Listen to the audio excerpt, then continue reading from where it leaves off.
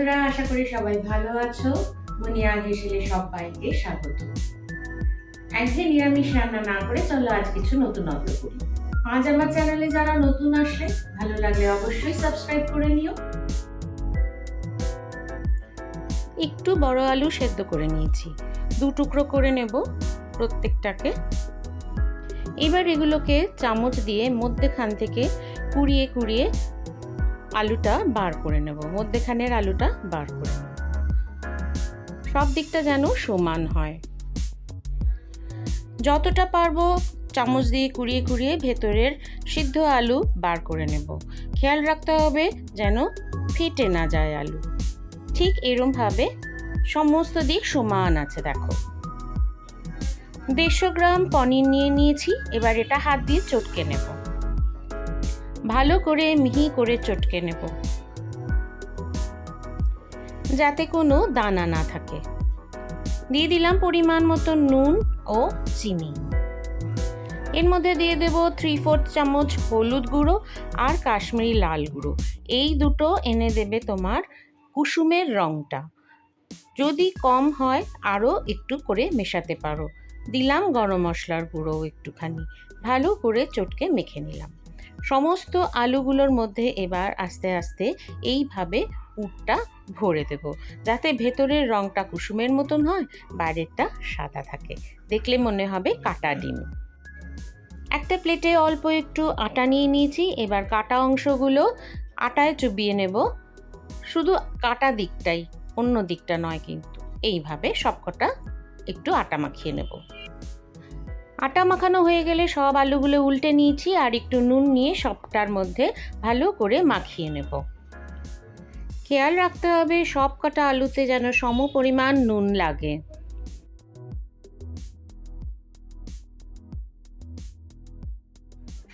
একটা কড়াইতে 5 টেবিল চামচ সর্ষের তেল নিয়ে নিলাম। আলুগুলো একটা একটা করে ছেড়ে দেব। ভালোভাবে এক পিঠ ভাজা হবে, তবেই উল্টো পিঠ করব। খুব বেশি নাড়াচাড়া করব না।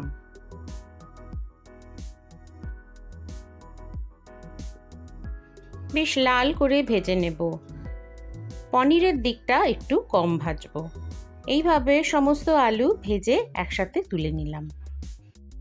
দেখো, হট করে দেখলে মনে হচ্ছে ডিম সিদ্ধ অর্ধেক করে কাটা।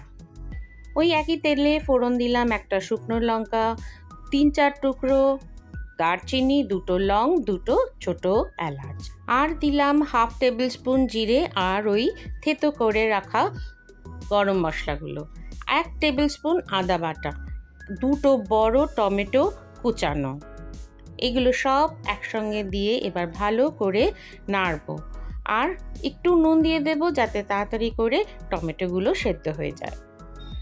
আর দিচ্ছি 1/4 চামচ হিং। যারা হিং খাও না, হিংটা বাদ দিতে পারো, সেখানে আরেকটু গরম মশলা অ্যাড করতে পারো। 1 চা চামচ হলুদ গুঁড়ো, 1/2 চামচ কাশ্মীরি লাল দিয়ে ভালো করে নাড়বো চাড়বো। তেল ছেড়ে না আসা পর্যন্ত এটাকে সাঁতলাবো। আমি নিরামিষ তরকারিতে একটু চিনি দিই, তোমরা ইচ্ছা করলে দিও, না ইচ্ছা করলে দিও না। তেল ছেড়ে গেছে, এবার এর মধ্যে দিয়ে দেব ভাজা আলুগুলো। আলতু হাতে নেড়ে চেড়ে নেব, খুব বেশি নাড়াচাড়া করা যাবে না। আর নিজের প্রয়োজন মতন কতটা ঝোল করবে না করবে সেটা কিন্তু জলটা সম্পূর্ণ তোমার উপর নির্ভর করছে। আমি এখানে 1/2 গ্লাস জল দিয়েছি। আমার একটু নুন কম মনে হলো, তাই একটু নুন দিলাম আর দিলাম গরম মশলা। এবার একটু ফুটতে দেব। ফুটে উঠলেই আমাদের নিরামিষ ডিম কষা রেডি। রুটি, লুচি, পরোটা দিয়ে কিন্তু দারুণ জমে যাবে এই ডিম কষা।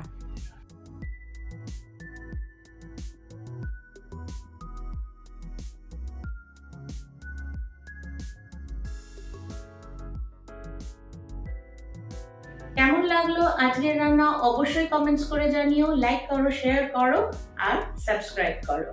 ভালো খাও, ভালো থাকো।